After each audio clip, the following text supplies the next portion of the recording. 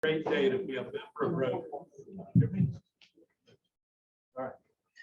We ask that you silence your phone and conversations if you are attending on Zoom. We welcome you also and ask that you mute yourself. My thanks to all of the attendees from Mandarin. If y'all just raise your hand for a second as our guest. Maestro, are you back? We want to welcome you with a little tune here. Are you back? I can't see him. Okay.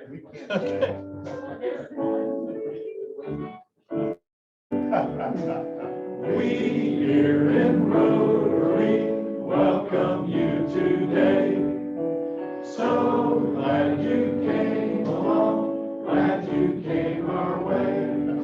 Our hand of fellowship is yours, in sunshine or in rain. We here in Rotary say welcome, come again.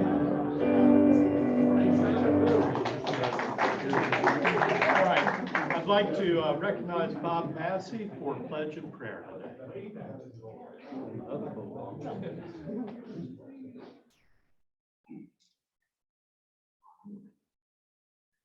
Thank you, Mr. President. This is one of my favorite meetings of the year. So welcome once again to the Mandarin members. I appreciate you being here. Let us bow our heads in prayer. Dear God, it is such a blessing to be in your presence. It's a blessing to be in Rotary. It's a blessing to be around all of these people. It's a blessing to be of service to our fellow man and to you. We pray your blessing upon this food. May it nourish our bodies so we may serve you better and our community better. Amen. Amen.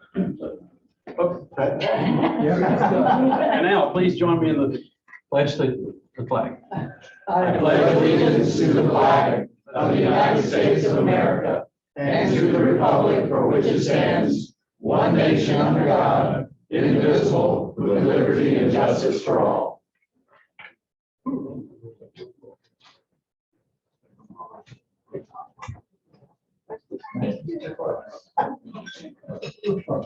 All right, as is my normal habit when I play golf, I always give my excuses right up front. So if we have any technical difficulties today, understand that our primary IT person had knee replacement surgery last Thursday. His backup had emergency hand surgery the other day. Their secondary backup is out in the wine country, and so it was left to me to set this up. So I hope I've got it all squared away. I want to give a report. Bill Langley, who's had the knee surgery, I've talked with him. He's doing well. He's hobbling around, trying to get off the heavy painkillers, and I'm sure he'll accomplish that. Tom Rainey is doing well. I don't know if he's back. And also, good to see Harlan Boss back from his surgery a week ago. A couple of special announcements. Always be sure to follow up on the DAC-DB calendar regularly to learn about our upcoming meetings, speakers, and social events. Also, again, a quick reminder to everyone, if you wish to purchase JAGS tickets for the games being sponsored by District 6970, our club, or even Mandarin if you choose to join, will receive Polio Plus credit for all but $15 of each ticket purchased. Now, it looks like the November 6th game against the Raiders has been sold out, but there's still tickets for November 27th against the Ravens and January 8th against the Titans. Jags play early this Sunday in London against Denver. Also, a reminder to everyone to put the Gingerbread House Extravaganza set up on your calendars. Our setup date and time is November 16th from 7:30 a.m. until 10 a.m. And that's going to come sooner than you might think. All right, I'm going to give everybody a few minutes here, about 5 minutes to work, so we don't have a lot of clicking and clanging. We'll go shortly right into our introduction of our speakers. So take 5, socialize, and we'll be back with you. All right.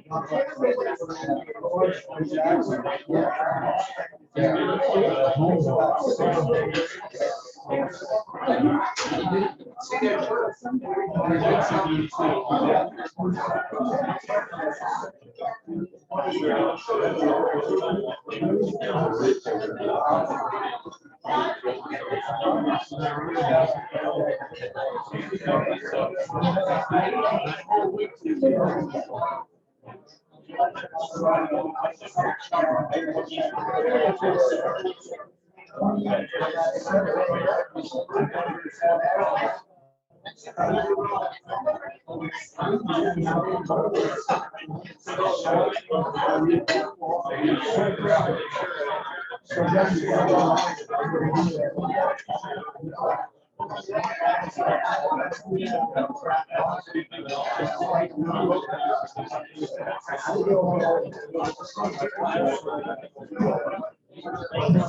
right, all right, all right.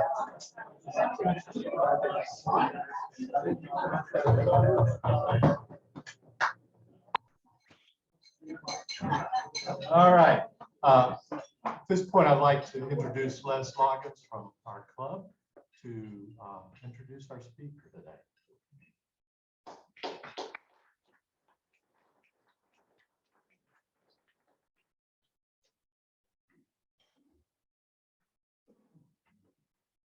Welcome, sports fans. We have a fun presentation today in keeping with our annual Mandarin and Southside Rotary, Florida, Georgia, Georgia, Florida luncheon. It's always hard to find a speaker for this lunch who is truly considered neutral and impartial, but we have one today. Our speaker is Greg McGarity, President, CEO of the Gator Bowl Sports. When it comes to the Florida Georgia event, you can't get more neutral than Greg. Before joining the Gator Bowl, Greg served as athletic director for the University of Georgia from 2010 to 2020.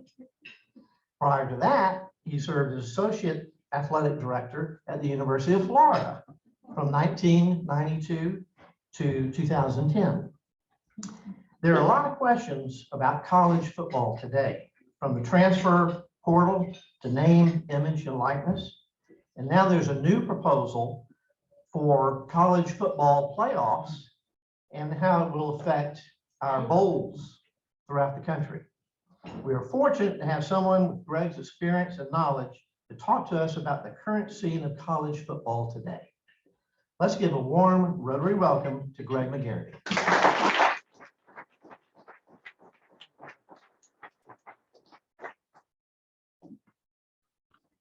Thanks, Les, and it is a blessing to be here today. It's a blessing to have served two outstanding institutions, University of Georgia and the University of Florida. So I'm one of the few lucky people in this world that have only had to move twice, really three times. Athens originally, Gainesville, and then back to Athens, and then now to Jacksonville. So a lot of great people, great institutions, and I've got tremendous respect, and we'll get into that a little bit later. But my role right now is serving as the CEO and president of the Gator Bowl, which includes Gator Bowl Charities and the Tax Slayer Gator Bowl. So to set this up, we've got about a 2-minute video that talks about Gator Bowl sports. So without further ado,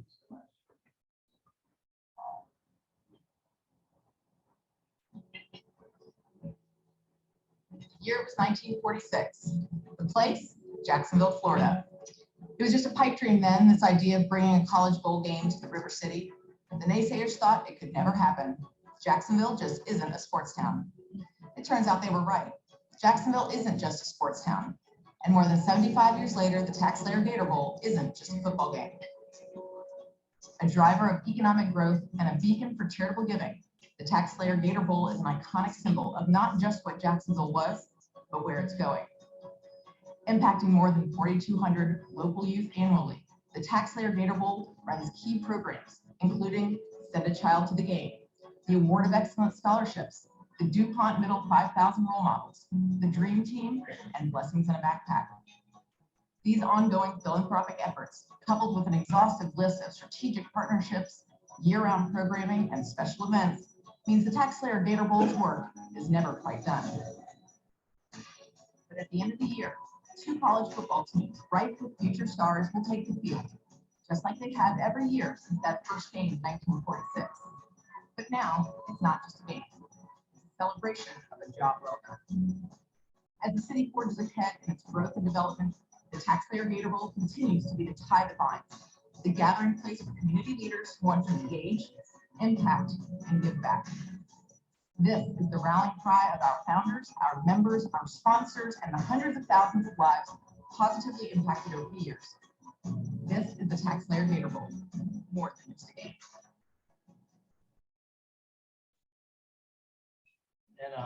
Katie Cox on our staff deserves a lot of credit for putting that together, but I think it's so special because everybody knows everything about the Gator Bowl and the football game. But what we really tried to emphasize is so many other things that we're involved with that nobody ever really knows about. Send the child to the game effort. We have our big games or big games on Sunday in the stadium. I know there's a game going on Saturday, 3:30, what have you, but we host 5 little Gator Bowl. We call it the Little Gator Bowl with Pop Warner children that are 11 to 12 years old. They're going to play 5 games starting at 8:30 in the morning, and they'll be over when it's dark. But they have an opportunity to, if they win their game, they advance to the next level, which is in Orlando. So we're able to have 10 teams of young kids come on the stadium and really play a game. And for that is a big, big deal to these teams. So they really have a great time. And oddly enough, the highlight of their event is really not the game, is being in a locker room where the NFL teams dress. It's amazing because they just don't have that opportunity. But a lot of great things. Nobody knows more about the Gator Bowl than Fred Posen, who's been a member for, Fred, I don't know how many years, and has done a great job with us. And so, Fred, appreciate your service and everything, and all you've done for Gator Bowl sport.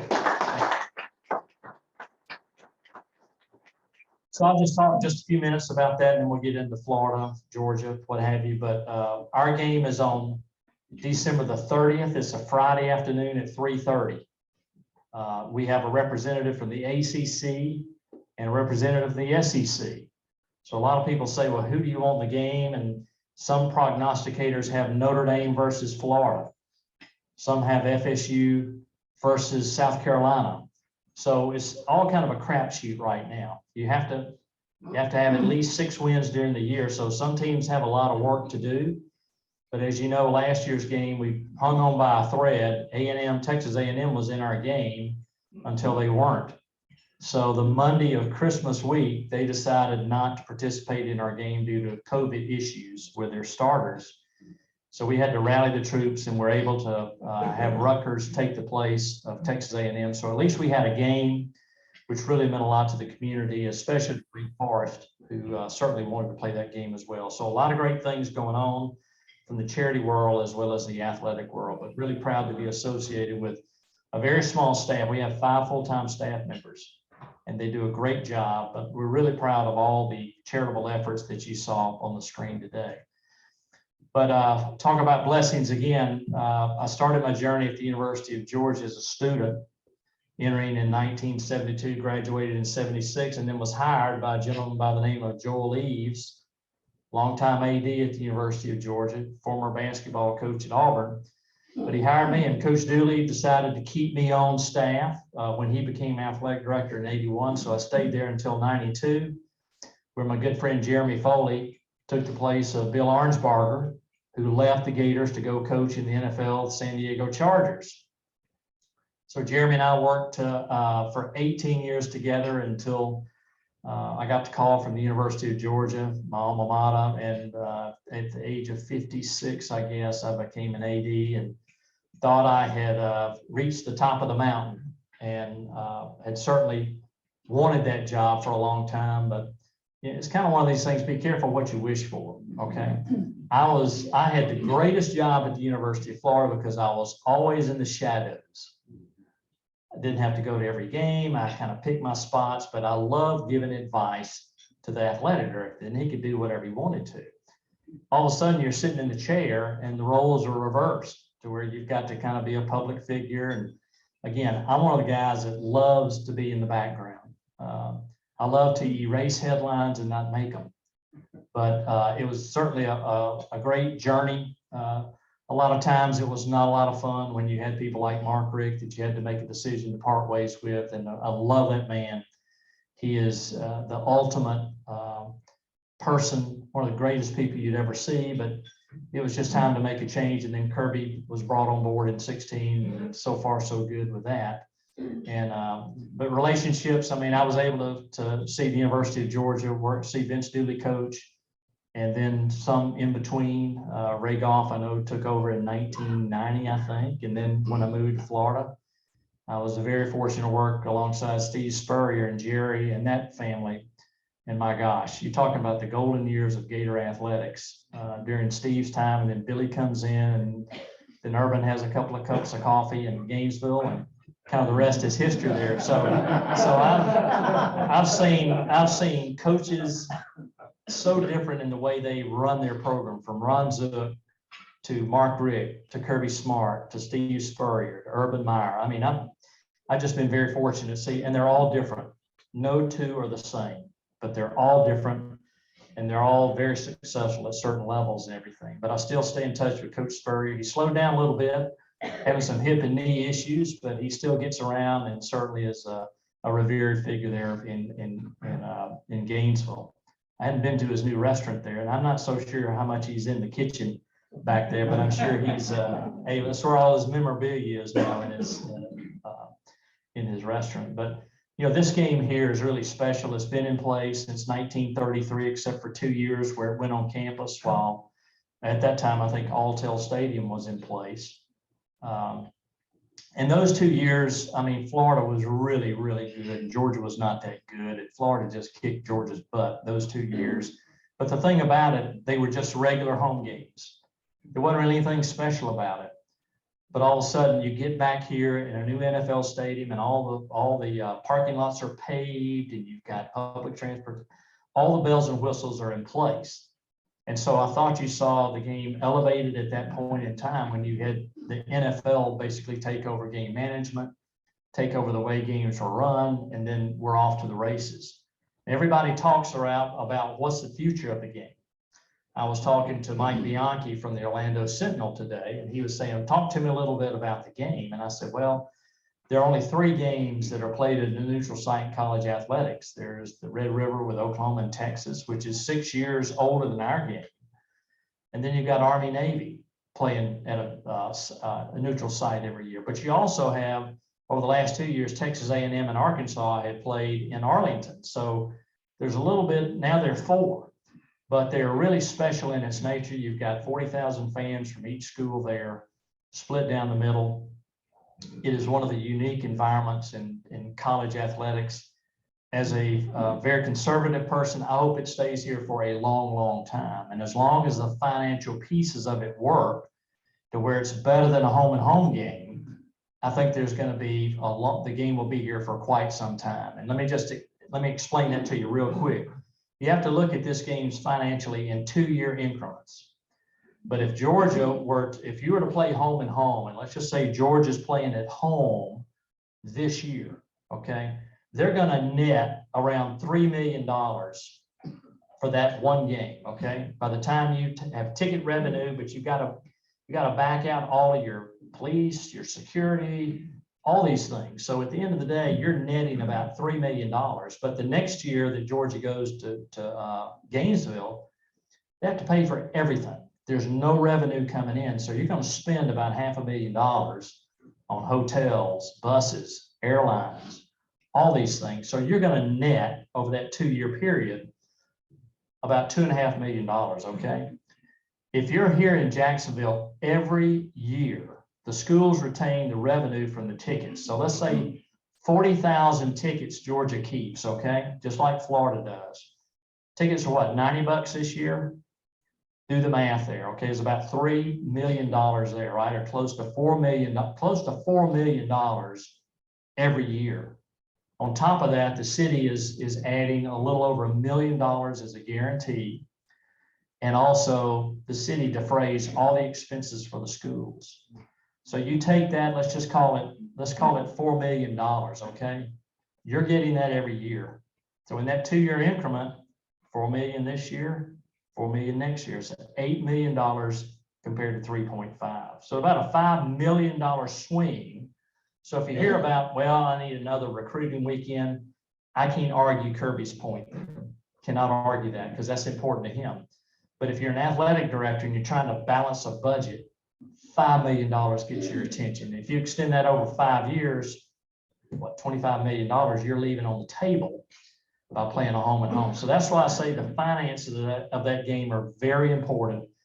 And as long as that stays in play, and the schools determine the ticket prices. If they want to go up $10 more each ticket, that just adds to the kitty. So the schools could charge whatever they want to charge. They control that, the city doesn't. So I feel like if those things are in place and the city takes care of things that they can control, parking, traffic, stadium amenities, how clean is the stadium? And you can know what the new place is going to look like once the new owner and the city agree on what the new stadium or the renovated stadium is going to be, but it's going to be nicer than it is now. And once they develop some of the land on the river, I think it's going to really, really make that game even more attractive. So I'm bullish on the game staying here. I hope it does. And if I had my AD hat on, probably Scott Strickland would say the same thing. It's a lot of money to leave on the table for one of the great, great college games of all time. Quickly, I know Les mentioned name, image, and likeness. I don't like any of that stuff. I don't like the transfer portal. I hate it. The reason is because a lot of these kids are coming in, they haven't played one down, and they're already pocketing probably some close to $1 million ahead of time, okay? You're seeing a little of that with Texas A&M. I don't know if y'all follow it, but Texas A&M had 3 or 4 freshmen that left the team, and they were supposedly, leading the country in how much money these students were earning in name, image, and likeness. Well, it just tells you that money's not everything. I'm kind of a purist. I've always looked at a free college education. We valued that as an out-of-stater was about with all the amenities, with free food, free training, free tutoring, no debt. I mean, the value of a college education right there was close to probably $700,000 over a 4-year period if you're an out-of-state student, okay? That gets lost in the shuffle because you're paying people like Kirby and Saban and Jimbo, you're paying them $10 million a year, so that's probably our fault at some point in time. I remember when Coach Spurrier was making $1 million, we were saying, what is going on in this world? You've got coordinators making $2 or $3 million on schools now. So it's way out of balance, but certainly that is part of it. The transfer portal, I think, is probably the worst thing that could have ever happened to college athletics.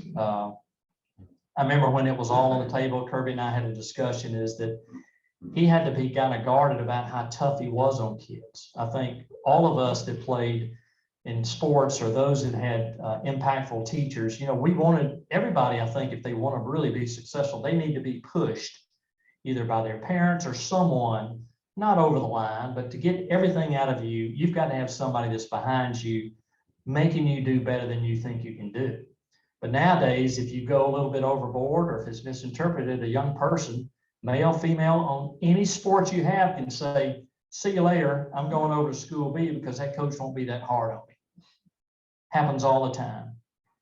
So you see at Ole Miss, they've had a lot of success. I think Lane has promoted himself as, transferred to the Mississippi. And so he's made it work there. Schools like Georgia, Alabama, Clemson, they may have one person that transfers a year into that program because they've got a great culture. Kids want to be there. And all these kids, true, they all think they're going to the NFL. There's not one football recruit that goes to a school that doesn't think he's going to be in the NFL, which really stands for not for long, okay? And so what we tried to do and doing is really, really educate these young people that the average lifespan for an NFL player really is 3 or 4 years. It's about it. Very few play at the years you're seeing Brady play, or Rodgers play, or some of those people. They're not there very long. And sometimes these kids, they spend all their money, and B, they want to come back and complete their education. But I think kids are learning more and more the importance of an education, how much it's going to help them down the line. So I hope that's turning a little corner there. With college football expansion, they're going to 12 teams. It could start as early as the 2024 season, okay? I'm sorry, the 2024 season, which would really be January 25. So what you're seeing is these leaders are meeting almost weekly to discuss this. I don't know how early it's going to start, but it's going to happen. At the latest, it's going to start in the 2026 season, okay?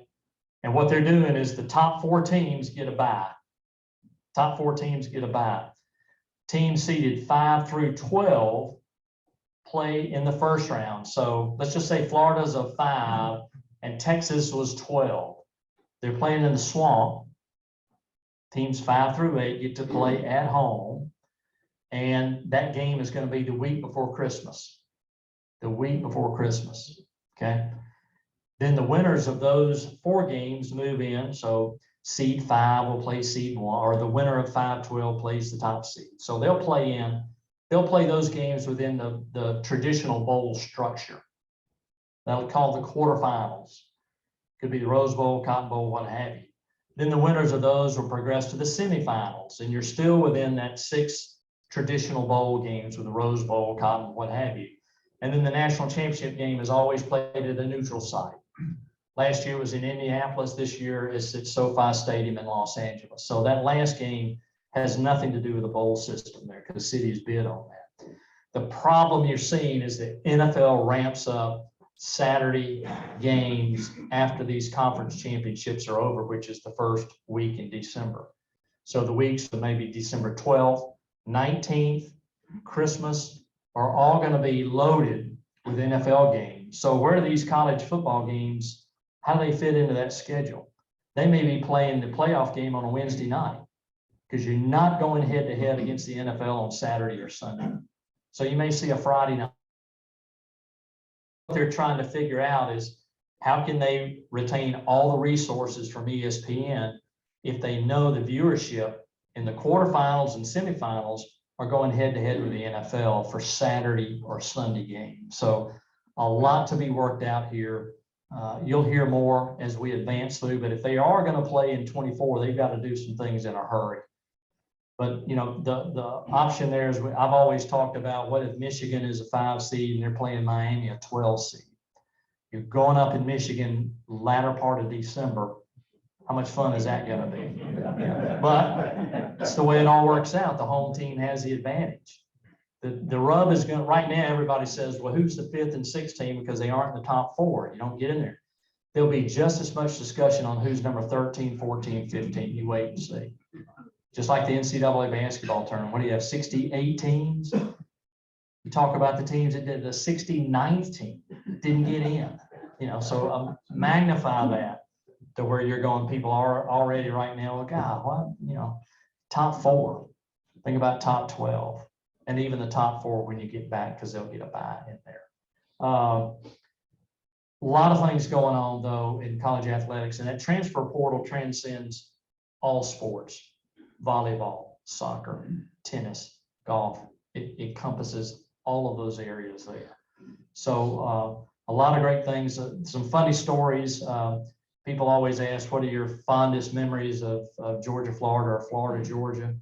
I remember, anybody remember the 92 Florida, Georgia game? It was my first year at the University of Florida. Shane Matthews was quarterback for the Gators, and it came down to really them Florida converting the 3rd and 6 or whatever it was, and then they could line up in the victory formation. That was a pretty impactful game. You see upsets all the time. The line is what, 22? That's ridiculous. You know, if I was a bet man, I'd take the points right now, because I just don't think there's a lot of difference in the teams when you reach this level. It just takes a few mistakes. We all know that mistakes can kill you in games like this. So you harken back on these games in the past and you see to where the team that makes the fewest mistakes and is the most fundamental usually has the most success in these games. So a lot of respect for the Florida program, a lot of respect for the Georgia program. Obviously, you know, I probably am tilted towards Georgia a little bit because I know everybody on the staff at Georgia. You know, being gone from University of Florida for 12 years, all my buddies, they've either gone or retired or passed on. So I know very few of them, although I do know Scott. I've known Scott for a number of years. I think he's a great leader. But I tell you what, right now you're looking at coaches that have been fired in the middle of the season. I think Jeremy Foley started that back in Ron Zook's situation. If you remember, it was the week before Mississippi State had lost to Maine. You remember this game? What was it, 90? It had to be 2003 or 4 or 5 in there. Anyway, we go into Mississippi State. We're playing at Mississippi State. So we're all thinking, God, they just lost to Maine. You know, we're going to go in there. We're going to kick their butt, okay? And this was on the heels of we had some on-campus issues that we struggled to get over that week and weren't able to get over, but things were a little bit in disarray during that time. But we said, you know what we need to do, when they get the ball, we need 3 and out, and we take the ball and we just jam it down their throats, and they'll quiet this crowd, the cowbells will go away. Well, the direct opposite happened. Mississippi State, I don't think Florida slowed them down yet. They're still running. But I never forget, Jeremy was in the end zone, and he was pondering. You know, usually when you lose a game like that, I didn't want to be around it, okay? But all of a sudden he does this. And so I go over there and I'm saying, yeah. He says, I got to make a change. I said, with what? He said, got to make a change with the head coach. I just can't stand this anymore. I said, are you serious? So on the ride back to the airport, Nick Cassisi, who was the faculty chairman of athletics, myself, Jeremy, and Danny Sheldon, who was on staff, was driving a car ahead of the team. So Jeremy was on the phone with Dr. Bernie Matchett, who is the president in Florida. He was up in North Carolina visiting his brother. And he says, I've got to make this change. The president said, go ahead and do it. So that Sunday was when it all came down.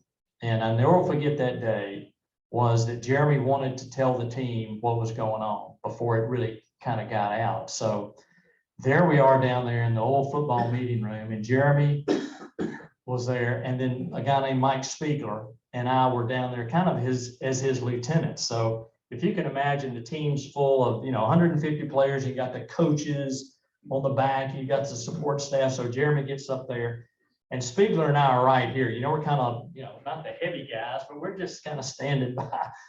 And all of a sudden, Jeremy tells them what's going on, and these kids went nuts, especially a few of the guys on the front row, about how could he do this. And I'm looking at Spiegler. I said, we need to get the hell out of here. Something bad's going to happen. So anyway, it didn't happen. But there was one coach that got up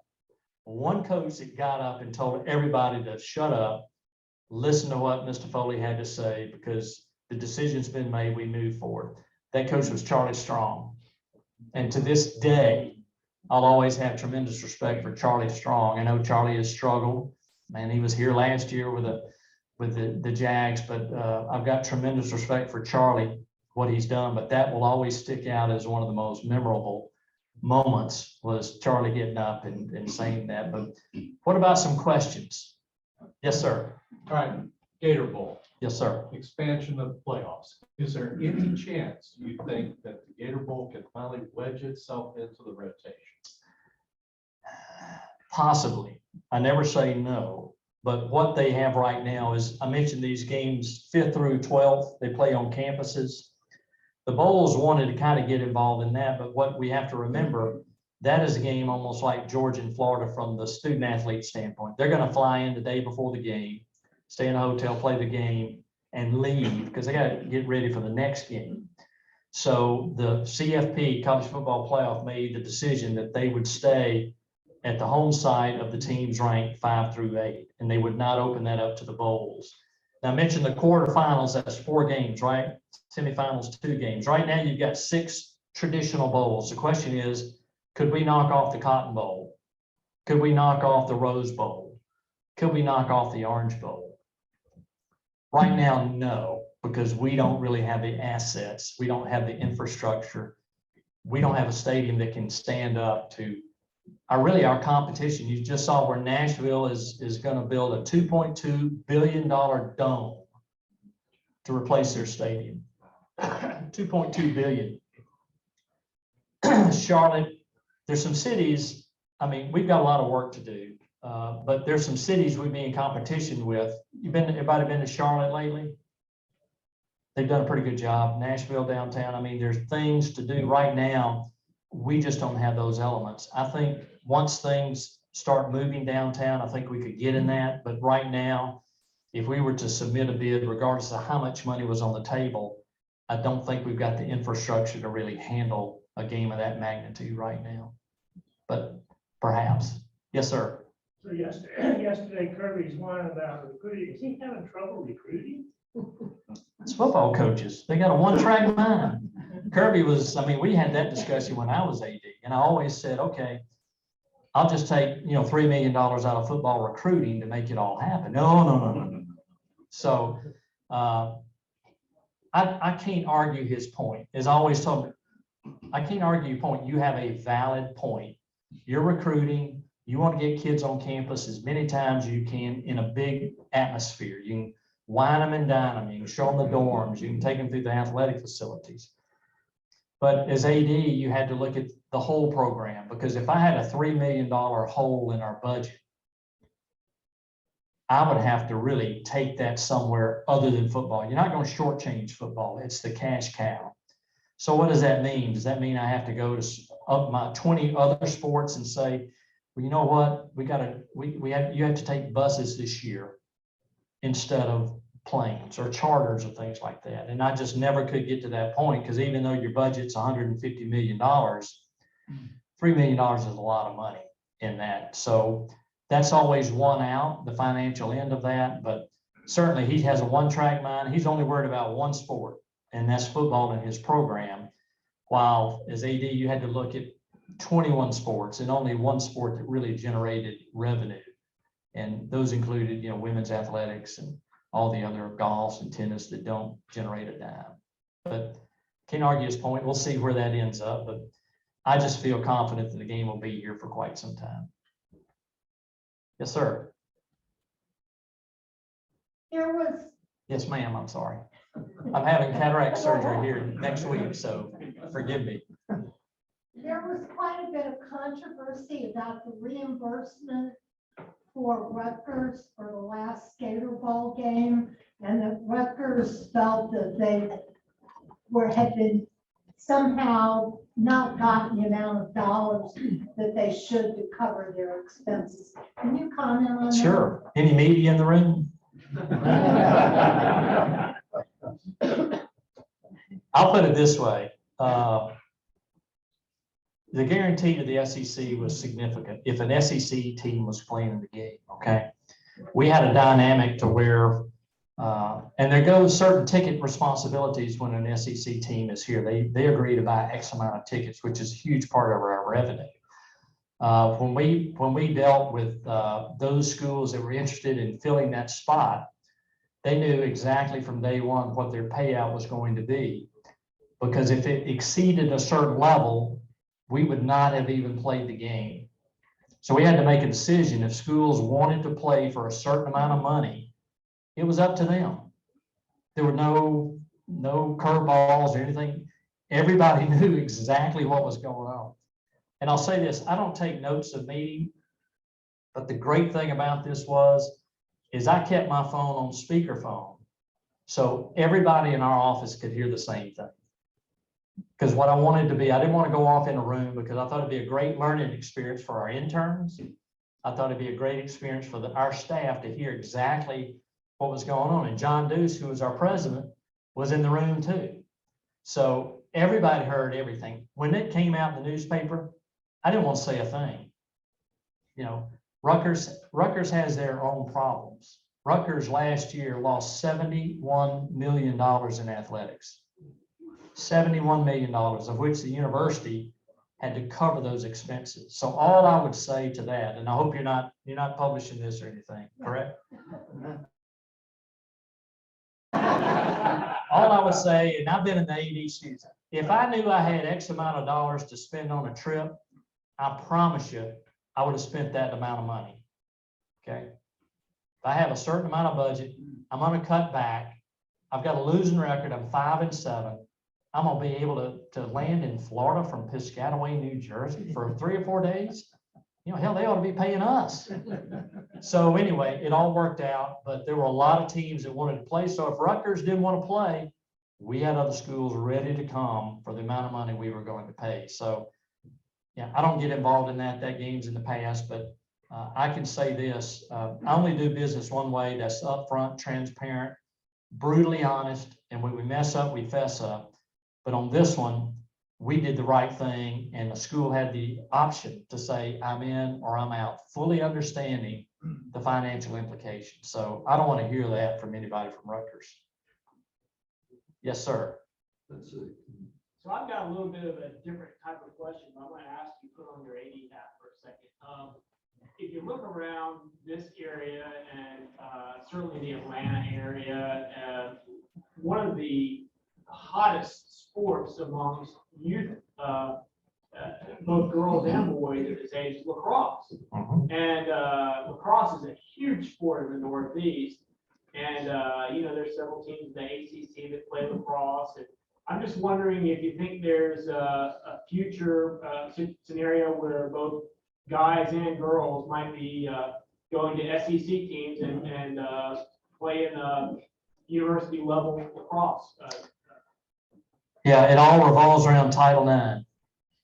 Because what you have to do with scholarships is you have to mirror within 3 to 6% the makeup of male and female students on your campus.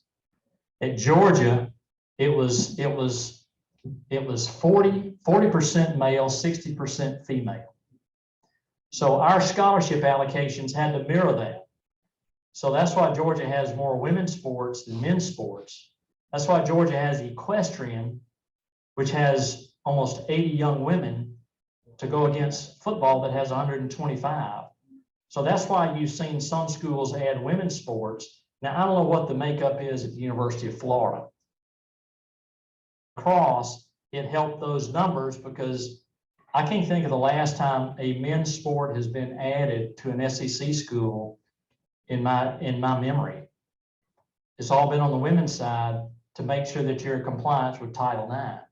So that's the reason you're not seeing any men's sports. Now, a lot of schools are adding women's lacrosse, like Florida did, Vanderbilt plays. But that's why you're seeing that all revolves around Title IX, because if you're out of balance, that puts your federal money at risk and you could have serious issues there. So it all revolves around Title IX and the makeup. If you're 50-50, male, female, you have a little bit more ability to move. But if you're 40-60 like Georgia, we had to really be careful on that number just because that's the composition of the male, female on that campus. Yes, sir. Do you have any feel for when the city and the NFL will come into agreement as to a new stadium and how that impacts the Florida-Georgia game, whether it'll be a home and home for 2 years or maybe longer than that? Well, I think the effort there is to maintain play in the stadium. So I think that's important. I know that's important to the Jags. I know that's important to this game. But both schools have been through renovations on their campus with stadiums to where you've had to operate with just a bunch of temporary fences, a bunch of entrances. I don't think you'll see the stadium vacated for the project, whatever they end up doing, but there's some renovation. If it was a total redo, perhaps. But I just think that right now what they're talking about is a major renovation. The number one goal I know is to provide some kind of shading device. You see SoFi, I mean, these are who you're up against facilities like Las Vegas, what I just mentioned in Nashville, what you're seeing at SoFi where the Chargers and the Rams play. I mean, it's not fully enclosed. It's just, they've got that nice roof over their stadium. So I don't think that's going to come into play, but the lease is up in 30. So I would imagine, and this is with no impact or anything, no prior knowledge, but something probably has to be happening around 26 or 27, long before the contract expires or moves on. So I think with the leadership of Mark Lamping and that group, they've got and Chad Johnson, they've got their hands all over that. So I think great things are gonna come about. Yes, sir. How much of an impact does ESPN have on the future of the bowl games? Do they have like a seat at the table? They got the biggest chair. They're at the head of the table because really Disney owns every bowl game except I think the Sun Bowl and maybe a bowl in Arizona. But there are 43 bowls right now, 41 of which are under the ABC, ESPN, ESPN2, ESPNU. They're dominating. Fox, if they get into the new playoff, that's what's going to drive all this new money. Does Fox get involved? Does all these streaming, do they get involved? I think that's what's so appealing CBS now, when the SEC contract expires in 24, they pick up the Big Ten. I'm sorry, they pick up actually the Big Ten in 20. I think they pick up in 24. And I think there's 1 year lag to where they've still got to have, they'll have SEC games and Big Ten games that first year. But Texas and Oklahoma join the SEC in 25. That'll be interesting. So college expand, who knows what's going to happen in scheduling, who knows what's going to happen in that world. But ESPN, they're the elephant in the room and they know it. And they'll just drive tremendous revenue. I mean, people love, 11 million people, even though it was on CBS, 11 million people watched the Tennessee-Alabama game. You talk about, I love to follow politics, but, and I'm all driven on numbers. And just for the sake of this, our game drew 3.5 million eyeballs last year for Rutgers and Wake Forest at 11:30 in the morning, 3.5. The highest rated Fox shows barely reach 3 million. The highest rated CNN shows don't reach 1 million. So when you've got sports that dominates that, and I think the Today Show's around 6 million, CBS Nightly News is maybe around 5 million. So you've got all these different ratings, but you think about the impact that sports has. 11 million people watch the Tennessee-Alabama game compared to a lot of other things that we consume on a basis. So that's why ESPN's driving it. Their revenue is off the charts. Everybody sees what Dr. Pepper does, sees what Allstate does. And, obviously their metrics show their return on investment is really, really strong there. We think one more? One more. Yes. I really wanted to ask you if you thought there was ever a chance that Georgia Tech qualified for a bowl game again. I come from a time when Bobby Dodd was greatest coach in the world. But anyway, am I correct? You told the story when you talked to us in the past about being out for a morning walk with a well-known former coach and wanting to go to breakfast or something like that.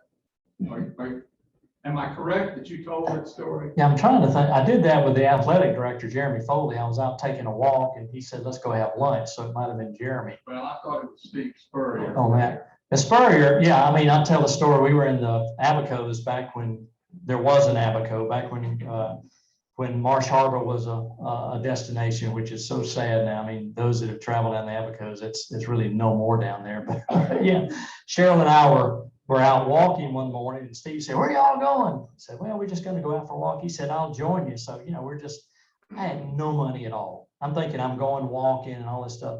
All of a sudden we're walking down the road and we get to the Abaco Inn. He said, let's go in there and have a drink. And I said, Coach, I don't have a dime. He says, I got you covered. So we went in there and had one drink and then walked back. But when we were there, it was so funny. They said, the bill's $12 or whatever it was. Steve brought out a roll of cash and he kept it just in a roll with a rubber band around it. He popped off, like $100 bill there. And I said, Cheryl, he's got to have 10 grand in his pocket right there. But he just pulled that stuff out, paid the tab and everything. But I might have told that story, but there are a lot of them there, some that don't need to be told. But it all gets back to relationships. And as the invocator was saying, it gets back to being blessed. And I'm certainly very lucky to have been blessed by my life and those that have been so much, and my mentors, and telling them how much I appreciate them. So keep doing your great selfless work. I think it's admirable that everybody has that selfless mindset in this room. And so I appreciate it. Y'all have a great day.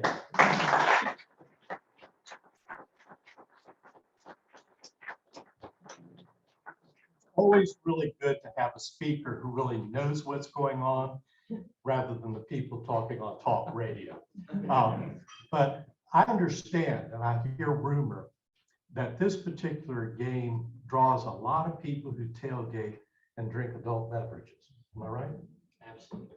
So as you go and survey the crowd, I want you to take something from Rotary with you.